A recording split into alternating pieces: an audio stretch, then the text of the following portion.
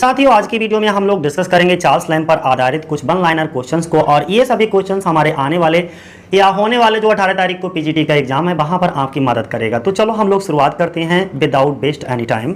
सबसे पहला क्वेश्चन हमारा है कि होम डिड चार्ल्स लैम्ब और उनकी जो बहन होती है मैरी लैम्ब किसको अडॉप्ट करती हैं। अडॉप्ट का मतलब होता है गोद लेना। चार्ल्स लैम्ब और उनकी बहन किसे गोद लेते हैं? तो एक अनाथ लड़की होती है दोस्तों, एक एन ऑर्फन गर्ल होती है जिसका नाम होता है एमा इशोला।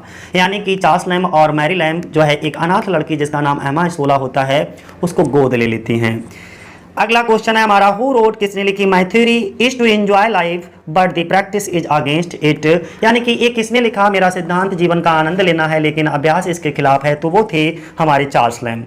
और third question, Charles Lamb work करते थे, वर्क किया, काम किया इन अकाउंटेंट्स के रूप में, accountants office as a clerk के रूप में for British East India Company for मीस, कितने सालों के लिए। यहाँ पर ये बोला गया है डियर कि चार्ल्स लैम्ब ने ब्रिटिश ईस्ट इंडिया कंपनी के लिए अकाउंटेंट के कार्यालय में काम किया था एज अ क्लर्क। वो कितने सालों तक किया था? तो आंसर होगा आपका 33 years. Next, who called college, college को ये कमेंट किसने किया?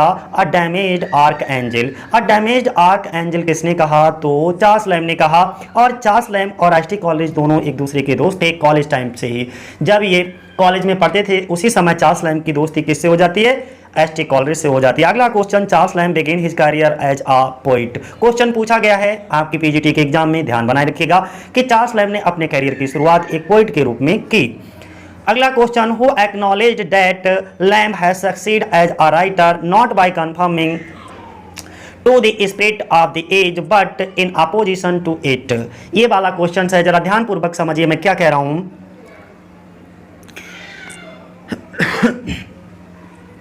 किसने स्वीकार किया कि चार्ल्स लैम्ब एक लेखक के रूप में एक युग की आत्मा के अनुरूप नहीं, यानी कि not conforming to the spirit of the age, युग की आत्मा के रूप में के अनुरूप नहीं बल्कि उसके विरोध में सफल हुए थे, तो वो थे हमारे हैजलिट साहब। कौन थे? Hazlitt. Next, who wrote Elina, Elina को किसने लिखा? चार्ल्स लैम्ब ने लिखा है। इसके बाद एलिना वाज पब्लिश्ड, एलिना का पब्लिकेशन हुआ था पास्थोमसली।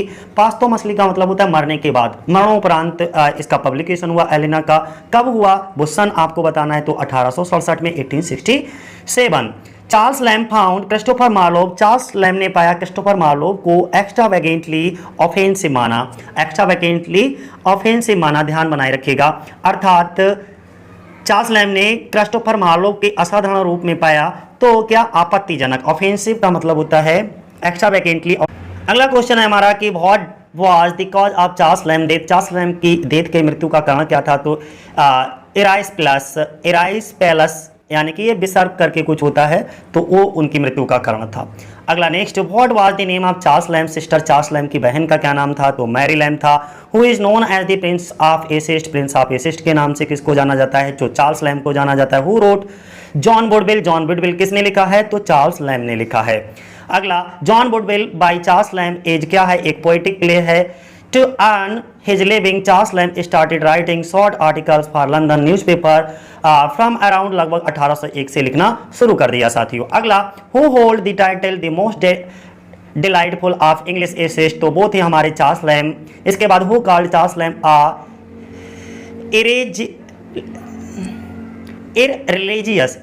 इररिलीजियस मैन, किसने कहा? तो रॉबर्ट साउदी ने कहा। ये रॉबर्ट साउदी का कमेंट था। John Woodvil by Charles Lamb के द्वारा जो लिखा गया वो क्या है? एक फेलियर वर्क था इनका। दूसरा, who wrote Prince Doras, Prince Doras को किसने लिखा? चार्ल्स लैम्ब ने लिखा है। प्रिंस डोरस क्या है? तो वो एक फेरी टेल है और इन वर्ष में लिखी गई है। इसके बाद Charles Lamb belong to, Charles Lamb belong करते थे कैसे? रोमांटिक एज से बिलोंग करते थे। Who called Charles Lamb the most lovable figure in English literature, ये कमेंट किसने दिया चार्ल्स लैम्ब के लिए? तो ये कमेंट देने वाले थे उनके एक पहली बार उनके बायोग्राफर थे, बायोग्राफर लिखने वाले जिनका नाम था ई.बी. लुकास, तो उन्होंने ये कमेंट दिया था चार्ल्स लैम्ब के लिए। इसके बाद who wrote the life of Charles lamb, Charles lamb को वो मैं पहले ही बता चुका हूँ बायोग्राफर कौन थे, तो ई.बी. लुकास थे। उन्होंने ही लिखा है the life of Charles lamb करके इन्होंने लिखा। Who wrote essay of Iliya, essay of इलिया को किसने लिखा? तो चार्ल्स लैम्ब ने लिखा। Essay of Elia by Charles Lamb is and कैसा एक वर्क है? तो एक ऑटोबायोग्राफिकल वर्क है इनका।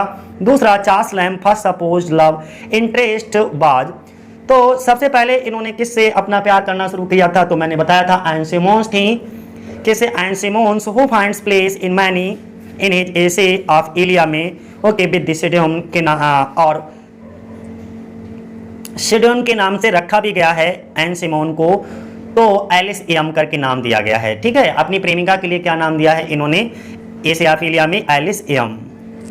ध्यान रखना यहाँ पे एन सिमोन की शादी किससे होती है, तो उनका नाम याद बनाए रखना, बैटरम होता है, एक बैटरम नाम का व्यक्ति होता है, उससे एन सिमोन शादी कर लेते हैं। ठीक है, और बैटरम कौन होता है, एक सिल्वर स्मिथ होता है या पॉन ब्रोकर भी बोल सकते हो। ठीक है, अगला क्या करेंगे हम, Charles lamb again fail in love with actress. एक इसके बाद 44 वर्ष की अवस्था में ये फिर से एक लड़की के साथ, 1819 की चर्चा है, ये 1819 की घटना है, ये दोबारा से एक लड़की के प्रेम में पड़ जाते हैं और उस लड़की का नाम क्या होता है, फैनी कैली नाम होता है, जो कि आपका कॉन्वेंट गार्डन की होती हैं। ठीक है, फैनी केली, मैं लिख भी देता हूं, स्पेलिंग कहीं नोट डाउन कर लेना है। ये 44 वर्ष की अवस्था में इनके प्यार में पड़े थे, फैनी कैली, FANNY, फैनी, और कैली KELLY, फैनी कैली के प्यार में। तो दो लव अफेयर इनके चले थे, लेकिन किसी से भी इनका लव अफेयर जो है वो सक्सेसफुल नहीं हो पाया और फाइनली ये अविवाहित ही, बैचलर ही मर गए। ठीक है, तो आगे कहानी, एक्ट्रेस बट सी रिफ्यूज, उन्होंने मना कर दिया इस प्रपोजल। अच्छा, लिखा हुआ है यहाँ पर नाम, वो कौन थी, फैनी कैली थी। ठीक है,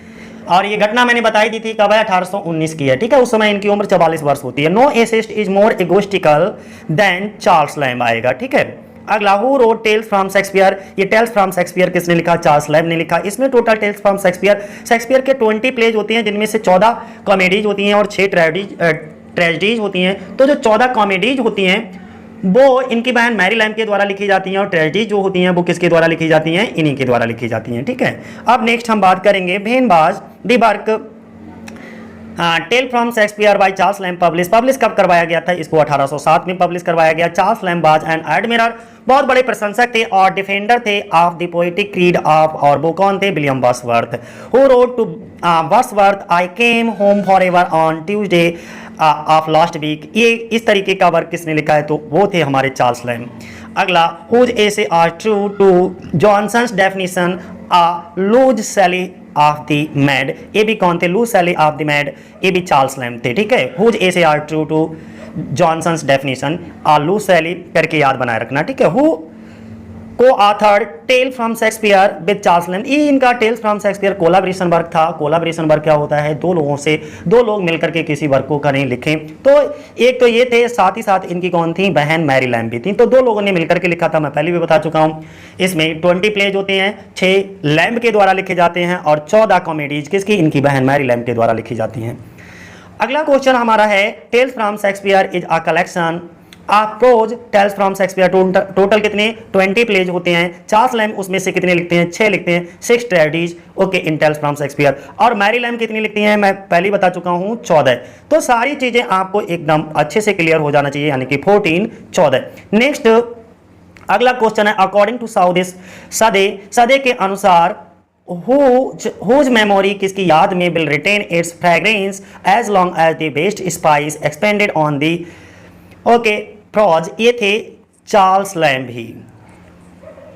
What epithet has been coined for Charles Lamb के द्वारा, तो लैम्बेज, क्या होता है, लैम्बेज।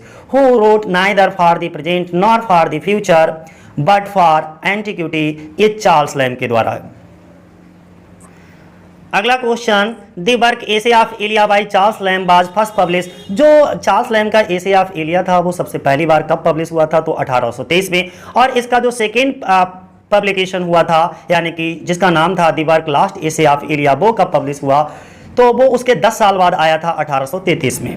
Next, the work essay of Elia, वो पब्लिश कौन सी मैगजीन में हुआ था, ये भी ध्यान रखना, बहुत इंपॉर्टेंट है। तो लंदन मैगजीन में एसे ऑफ इलिया को पब्लिश करवाया गया था। तो इस स्लाइड में हमको 3 क्वेश्चन पता लगे। एक तो ये फर्स्ट एसे ऑफ इलिया का पब्लिश हुआ 1823 में, सेकेंड एसे ऑफ इलिया का पब्लिश हुआ उसके 10 साल बाद 1833 में, और ये एसे ऑफ इलिया पब्लिश कौन सी मैगजीन में हुए थे, तो लंदन मैगजीन में। Next, Charles Lamb was born, कब इनका जन्म हुआ था, तो 1775 में, और ये मर कब गए थे, 1834 में। इसके बाद चार्ल्स लैम्ब के पिता का नाम भी जॉन लैम्ब था, और 1882 में चार्ल्स लैम्ब ने दाखिला लिया, एनरोल किया इन क्राइस्ट हॉस्पिटल स्कूल में, where he became an intimate friend of, और ये बहुत अच्छे घनिष्ठ मित्र बन गए। इंटीमेट का मतलब होता है घनिष्ठ मित्र बन गए इसके एसटी कॉलेज से, यानी कि इनकी उस स्कूल में एसटी कॉलेज के साथ में बहुत गहरी मित्रता होगी जो जीवन पर्यंत चली। इसके बाद Charles lamb road under the schedule. Charles lamb कौन से निकनेम से, कौन से पेन नेम का इस्तेमाल करते थे? तो इलिया पेन नेम का इस्तेमाल करते थे। चार्ल्स लैम्ब ऐसे आर्थोल आपका ऐसे होते थे पाथो से। इसके बाद who wrote Iliad's style in the only thing in English prose that can be called absolutely perfect, तो ये होगा J.C. Pauch. The name of Ilia is borrowed from the old Italian clerk at the South Sea House. ये सही बात है कि इन्होंने जो इलिया नाम लिया था वो इनके ही साथ जो है साउथ सी हाउस में काम करने वाले एक ओल्ड इटालियन क्लर्क थे, उनका नाम इन्होंने अडॉप्ट किया, बारो किया, और उन्हीं के नाम से इन्होंने वर्क को पब्लिश कराना शुरू कर दिया। तो ये बात कैसी है? ट्रू है साथियों। नेक्स्ट, चार्ल्स लैम्ब आज पोइट। चार्ल्स लैम्ब पोइट थे, कवि थे, एक क्रिटिक भी थे, साथ ही साथ एसिस्ट भी थे और एंटीक्वेरियन भी थे। ठीक है। Next, who killed Charles lamb mother. Charles Lamb की माता जी को किसने मारा था? तो इनकी बहन मैरी लैम्ब ने मारा था। ऐसे नहीं मार दिया, बल्कि इनकी बहन मैरी लैम्ब को क्या होता था? दौड़े पड़ते थे इन फिट्स ऑफ मैडनेस, पागलपन के उनको दौड़े पड़ते थे, और इसमें उन्होंने क्या करा? उनकी बहन मैरी लैम्ब ने जो है अपनी माँ की हत्या कर दी। Charles Lamb died. Charles Lamb की मृत्यु हो गई कब? बैचलर ही हो गई थी, लेकिन हुई कब थी? माफ करिए साथियों, एक्चुअली इन्होंने दो के साथ में प्रपोज किया था, नाम याद बनाए रखना। वो दो लेडीज कौन थी? पहली लेडीज थी जब 1792 में इन्होंने प्रपोज किया था, वो एन सिमोन्स थी। ठीक है, एन सिमोन्स थी। इसके बाद दूसरी लेडी 44 वर्ष की अवस्था में ये दोबारा से एक प्यार में पड़ गए थे, उनका नाम था फैनी केली। सब चीजें, और लेकिन उन्होंने भी इनके प्रपोजल को रिजेक्ट कर दिया और ये बैचलर ही मर गए। ठीक है, तो ये सब कहानी है इनकी, जरा पढ़ते रहिएगा, मजे से सब कुछ तैयार हो जाएगा। हु रोट, किसने लिखा? He has no liar who can not take two sides, तो चार्ल्स लैम्ब का ये लिखा हुआ है। Who wrote the work, mister H किसने लिखा? तो चार्ल्स लैम्ब ने लिखा। ये छोटे छोटे वर्क इनके जरूर ध्यान बनाए रखना। ठीक है, mister H Charles Lamb is क्या है? तो एक टू एक्ट की फार्स है, बहुत इंपॉर्टेंट है ये, एक डिफरेंट है, अलग है। और चीजें जब डिफरेंट होती है ना किसी राइटर के द्वारा लिखी गई, उनको एग्जाम में जरूर पूछ लिया जाता है। तो ये टू एक्ट फार्स है। इसके बाद the farce mister H was performed in 1807 in क्या है? Drury Lane theatre. ठीक है, मिस्टर जो इनका फार्स था मिस्टर यच, वो 1807 में परफॉर्म किया गया था। तो सबसे पहले कौन से थिएटर में परफॉर्म किया गया था वो चीज आपको बताना है, तो डरूरी लेन थिएटर में। हु कॉल्ड चार्ल्स लैम्ब को most lovable figure in English literature में, किसने कहा? तो इनके बायोग्राफर थे एक ईबे लुकास, उन्हीं ने कहा।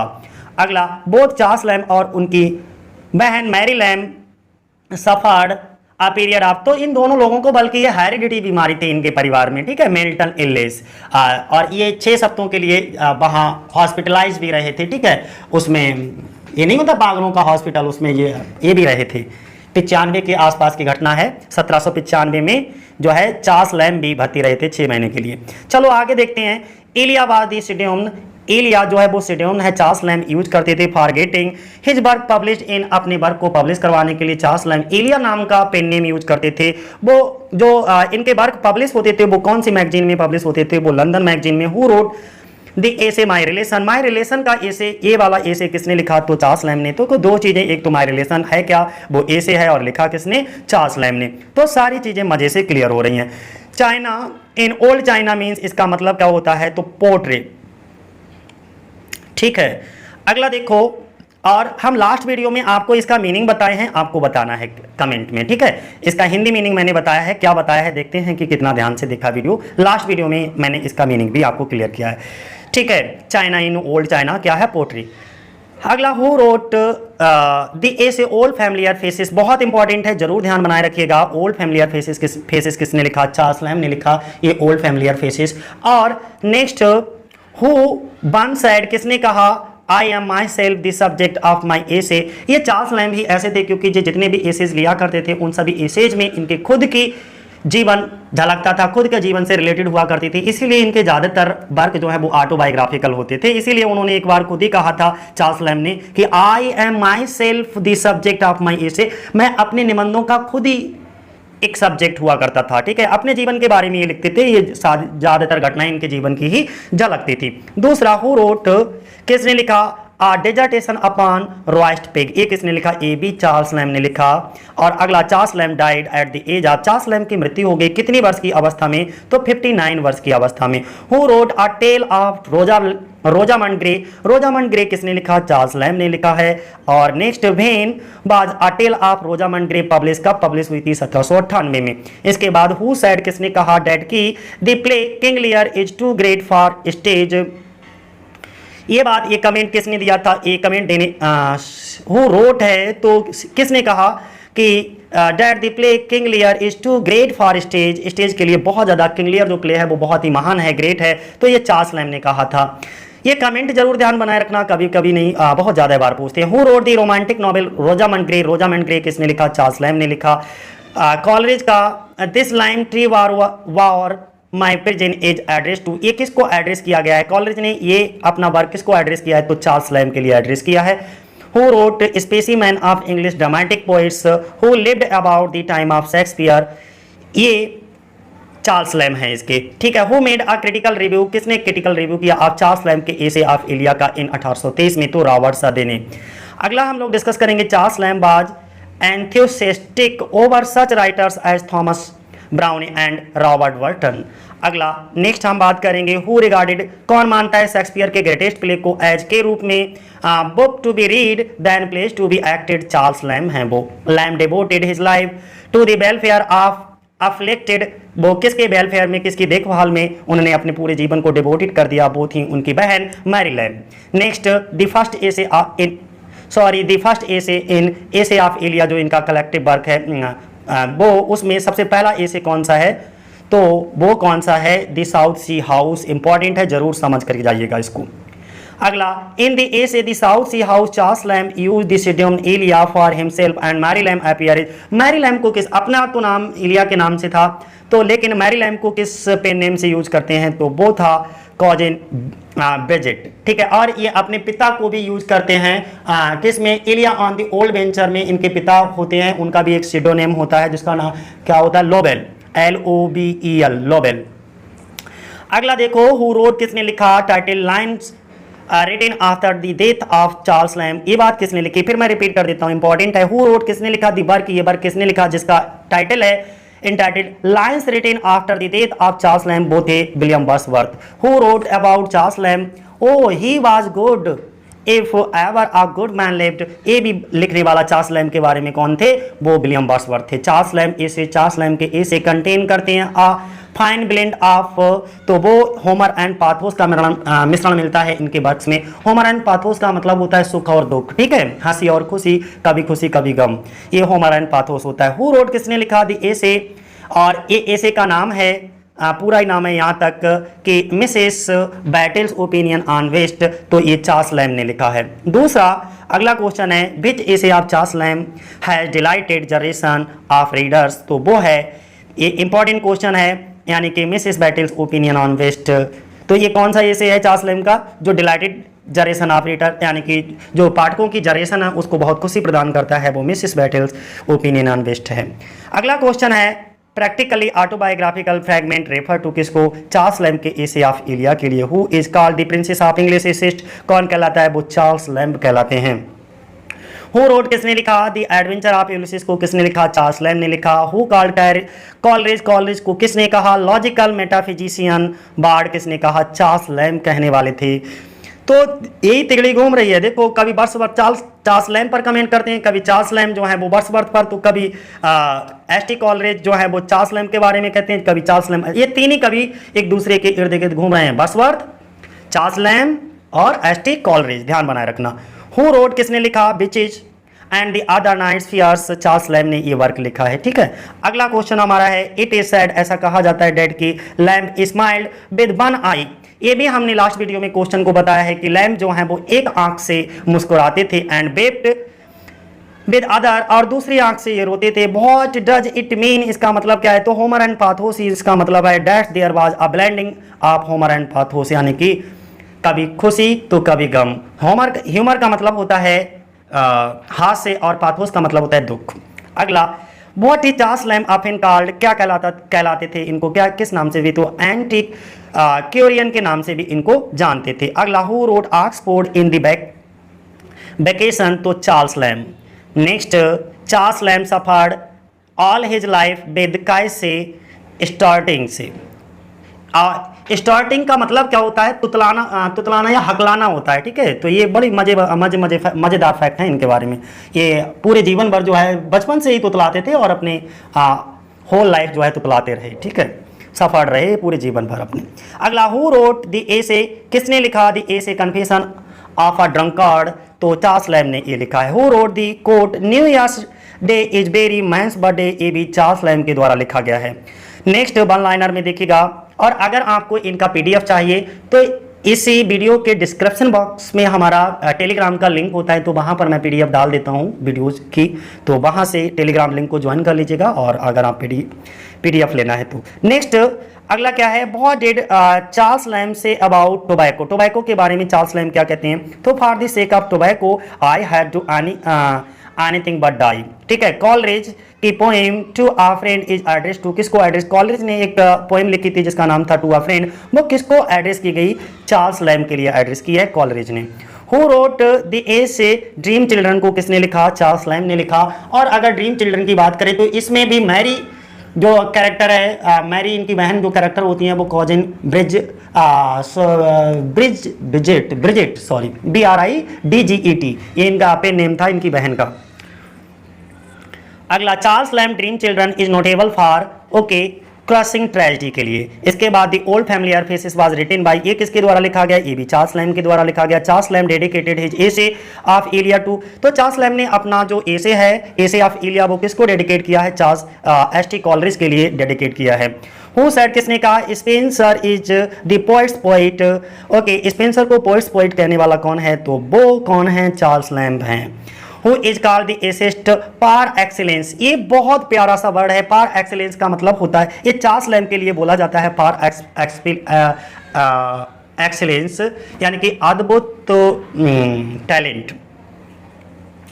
Who called Charles Lamb the essayist par excellence, ये कमेंट किया किसने चार्ल्स लैम के लिए पार एक्सीलेंस वाला, तो ह्यूज वाकर ने किया था, ठीक है। Next, who use the epithet gentle hearted Charles, for Charles Lamb के लिए तो वो एसटी कॉलरेज थे।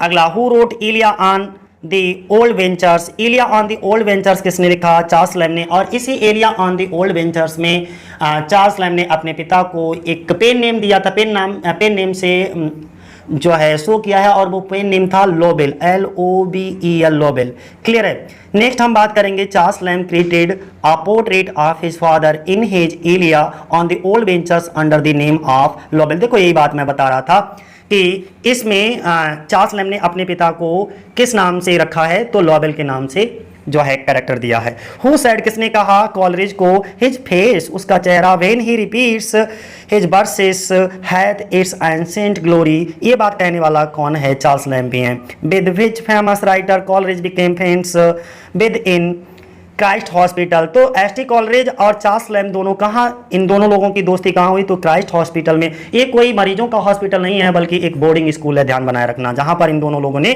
पढ़ाई की, शिक्षा ग्रहण की, अल्मा मैटर था इनका। अगला, हु सेड, किसने कहा, it is the man Charles Lamb that constitute the charm of his written word, तो कैनन एंगर, क्लियर है। Next, which work of Charles Lamb reject both the Jacobin and anti-Jacobin views, A Tale of Rosamund Grey, who wrote album verses, तो Charles Lamb ने। who wrote the essay of Supernaturalated Man, ये ऐसे किसने लिखा, the natural यार बोलते बोलते जो बात भी लड़खड़ाने लगती है, सुपर नेचुरलाइटेड मैन, अपने आप से इसको प्रोनाउंसिएट कर लेना, मेरा प्रोनाउंसिएशन वैसे भी बहुत अच्छा नहीं है, गांव का हूँ इसलिए। नेक्स्ट, अगला हम बात करेंगे, who calls Lamb one of the best beloved of English authors WH Hudson, और वैसे भी कई व्यूअर्स हमको ये कमेंट भी करते हैं, सर प्रोनाउंसिएशन अच्छा नहीं है, देयर इज़ नो डाउट हमारा प्रोनाउंसिएशन अच्छा नहीं है, लेकिन फिर भी हम प्रयास करते हैं कि ठीक से प्रोनाउंसिएट करें चीज़ों को। और बाकी मैं तो प्राइमरी स्कूल का पढ़ा हुआ हूँ, तो वो तो, और गांव से ही ज़्यादातर बिलोंग करता हूँ, गांव में ही रहता हूँ, गांव से ही पढ़ा हूँ, तो वो हमारा थोड़ा क्षेत्रीय प्रभाव भी है, इस वजह से भी ये सब चीज़ें हमारे साथ हैं। आप अपने लिखा हुआ होता है, इन चीज़ों को आप अपने हिसाब से देख लीजिए कि इसका प्रोनाउंसिएशन क्या होगा, वो चीज़ हमारे ऊपर उस चीज़ को मैं भी प्रयास करता हूँ कि मैं सुधारूँ, हर कोई ये प्रयास करता है सुधारने के लिए, लेकिन शब्द आपके सामने लिखा होता है उसको आप अपने हिसाब से पढ़ लीजिए, क्योंकि कोई भी इस दुनिया में परफेक्ट नहीं होता है, बस हम लोग मेहनत करके अपने अंदर परफेक्शन लाते हैं। अगला हम लोग डिस्कस करेंगे who is called the prince among essayist. तो ये कौन कहलाता है? चार्ल्स लैम्ब कहलाते हैं। अच्छा, प्रिंस अमंग एसेस्ट तो चार्ल्स लैम्ब कहलाते हैं। फादर ऑफ इंग्लिश एसेस्ट कौन कहलाता है? तो वो कौन होते हैं? हमारे बेकन होते हैं। ठीक है, ध्यान बनाए रखिएगा, जो कि अफोरिस्टिक स्टाइल के लिए जाने जाते हैं। अगला, the tragedies of Shakespeare is a critical work by, एक जो ट्रेजेडीज ऑफ शेक्सपियर था वो क्रिटिकल वर्क किसका था? चार्ल्स लैम्ब का था। On the genius and character of Hogarth is a critical work was Charles Lamb का, और complete the title of Charles Lamb work as a farewell to, ये किसका है? टोबैको। ठीक है, इसे भी ध्यान बनाए रखना। अगला, Charles lamb sentimentality is seen at its strongest in such an early work as A Tale of Rosamund Grey, in which essay does Lamb make an indirect allusion to his frustration in love. और ये जो है frustration, love का frustration इनको indirect के रूप में कौन से वर्क में लैम्ब का देखने को मिलता है? कौन से ऐसे में? तो ड्रीम चिल्ड्रन में इनको देखने को मिलता है। ठीक है, इनका लव के ऊपर फ्रस्ट्रेशन देखने को मिलता है। अगला, विच ऐसे of Charles Lamb is most autobiographical, ये इंपॉर्टेंट है, जरूर ध्यान बनाए रखिएगा। Bachelors complaint against married man. ठीक है। अगला, विच ऐसे of lamb is most pathetic, lamb का जो है सबसे ज्यादा पैथेटिक ऐसे कौन सा है? तो वो है ड्रीम चिल्ड्रन, इसको भी ध्यान बनाए रखना। What is Charles Lamb John Woodvil, Charles Lamb के द्वारा एक जॉन वुडविल नाम का प्ले लिखा गया है, वो कैसा है? एक ट्रैजिक प्ले है, ये भी ध्यान रखिएगा। Charles Lamb is best known for his essay of Elia के लिए जाने जाते हैं। इन 1833 में last essay of Elia were published by the publisher. ये जो एसे ऑफ इलिया था, जो लास्ट एसे ऑफ इलिया जो कि 1833 में पब्लिश हुआ था, वो कौन, इसके पब्लिशर कौन थे? किसने इसको पब्लिश किया था? तो इनका नाम जरूर ध्यान बनाए रखना, एडवर्ड मॉक्सन। ठीक है, ये थे इनके कुछ वन लाइनर क्वेश्चन दोस्तों, और आगे भी हम इसी तरीके से आपकी मदद करते रहेंगे जितना भी हमसे हो सकेगा। बाकी आप लोग जो भी आपके लिए जहां पर भी जो बेस्ट चीज़ें मिले उनको पढ़ते रहिएगा। जिस चैनल से भी जो चीज़ें आपको अच्छी लगे उस चैनल से पढ़ते रहिएगा, क्योंकि कैरियर आपका है और पढ़ना भी आपको ही है और मेहनत भी आपको ही करना है। तो जहां से जो चीज़ें समझ आएँ और जहां से जो चीज़ें अच्छी लगें उनको नोट डाउन जरूर करिए। ठीक है, चलो आज के लिए इतना ही, जय हिंद।